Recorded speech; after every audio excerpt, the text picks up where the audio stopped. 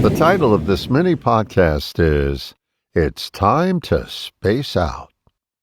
I was watching coverage of that recent space trip around the moon, and I found my mind drifting, not out there, but into a thought about how quiet space must be.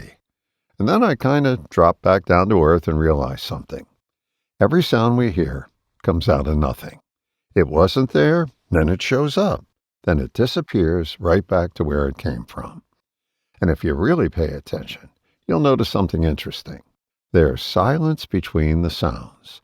Not just between them, but underneath them too. That silence, that's your creative space. Now, if you've ever driven on the interstate, you've probably seen those billboards that say, "This space for rent." Well, creativity works the same way.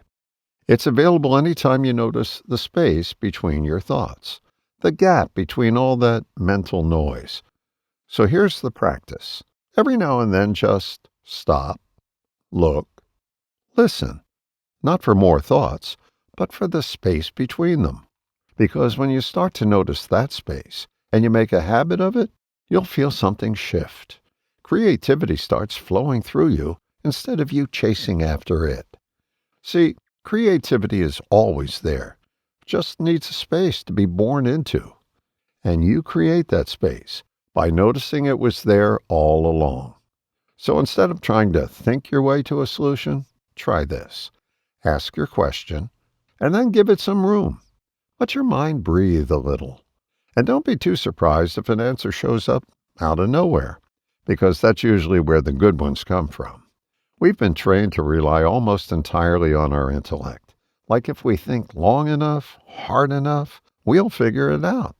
But have you noticed? That approach tends to give you the same answers that didn't work the last time. That's not exactly space-age thinking. Here it is in a nutshell. You're more creative than you think. In fact, say that out loud. And as you do, slow it down. Put a little space between each word. You're more creative than you think. That space right there, that's where creativity lives. All the best, John.